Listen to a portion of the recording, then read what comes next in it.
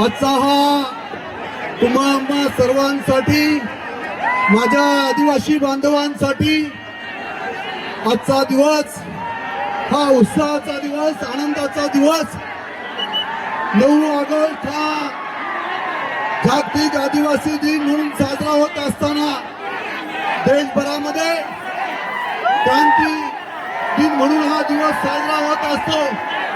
आज माझ्या कर्जत तालुक्यातील आदिवासी बांधव खऱ्या अर्थाने 9 ऑगस्टला क्रांती दिनाच्या निमित्ताने आणि आदिवासी दिनाच्या निमित्ताने एकत्र आलेला पाहून ही खऱ्या अर्थाने कर्जत तालुक्याची ताकद आहे, शक्ती आहे, आदिवासी बांधवांनी या ठिकाणी दाखवून दिलेला आहे। आणि म्हणून आज आपण पाहतोय की आदिवासी समाजाची असणारी ही संघटना आणि या संघटनेच्या माध्यमातून दरवर्षीप्रमाणे या आदिवासी बांधव एकत्रपणे येऊन नेरळ पासून सुरू होणारी ही रॅली ही या कशाळे नाक्यावर या ठिकाणी येत असते आणि या माध्यमातून एक समाज, एक संघ आहे हे दाखवण्याचं काम माझा आदिवासी समाज या ठिकाणी एकत्रपणे करत असतो।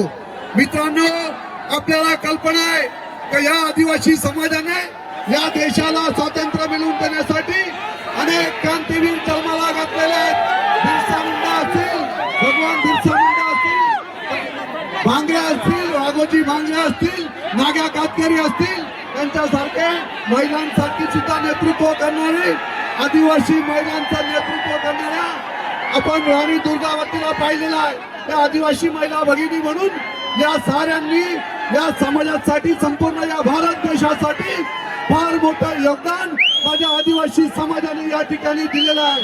आणि म्हणूनच या मतदारसंघाचा आमदार म्हणून माझी ही दुसरी टर्म आहे आणि या दुसऱ्या टर्म मध्ये माझा आदिवासी समाज या कर्जत तालुक्यामध्ये मोठ्या प्रमाणात आदिवासी समाज या ठिकाणी राहत असल्यामुळे कर्जतच्या या कशाळेच्या नाक्यावरच या ठिकाणी आदिवासी भवन आपण या ठिकाणी उभारलेला आहे।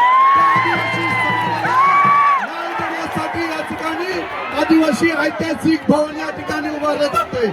हे खऱ्या अर्थाने माझा आदिवासी समाज एक संघ राहावा यासाठीच हे भवन, या भवनाच्या माध्यमातून पुढच्या वर्षी 9 ऑगस्टला आदिवासी जागतिक दिनाच्या निमित्ताने या भवनाचा भव्य दिव्य असं लोकार्पण सोहळा आपण या ठिकाणी संपन्न करू असं या ठिकाणी सगळ्या माझ्या आदिवासी समाजाला या ठिकाणी सांगतो।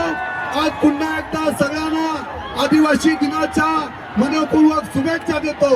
या ठिकाणी माझ्या आदिवासी बांधवांनी एक प्रश्न या ठिकाणी उपस्थित केलेला आहे की कर्जत तालुक्यामध्ये जे जे प्रोजेक्ट या ठिकाणी आलेले आहेत, कुठे टाटा असेल, टोरंटो असेल, या सगळ्या प्रोजेक्ट मध्ये माझ्या आदिवासी बांधवांचा जोपर्यंत एकमुखाने निर्णय घेत नाही तोपर्यंत कोणत्याही प्रोजेक्टला या ठिकाणी परवानगी दिली जाणार नाही। मी आदिवासी बांधवांच्या या निमित्ताने आपल्याला सांगतो, पुन्हा एकदा सगळ्यांना आजच्या आदिवासी दिनाच्या मनपूर्वक शुभेच्छा देतो आणि या ठिकाणी थांबतो।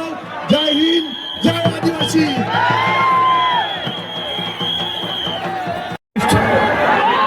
जागतिक आदिवासी दिन,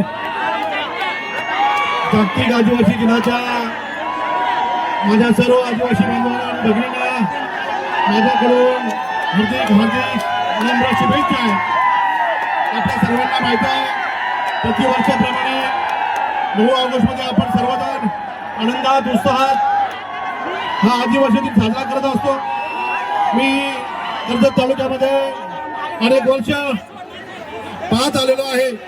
कर्जत तालुक्यामधील माझे आदिवासी बंधू भगिनी असतील, या दिवशी आपलं सर्व राजकारण बाजूला ठेवून सर्व एकजुटीने आपला हा सण साजरा करतायत।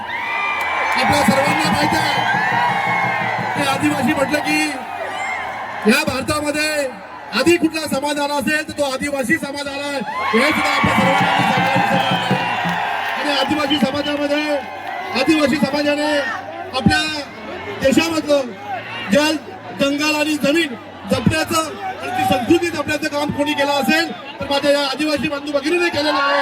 हे सुद्धा मी सांगायला मी आपल्याला जास्त काही बोलणार नाही।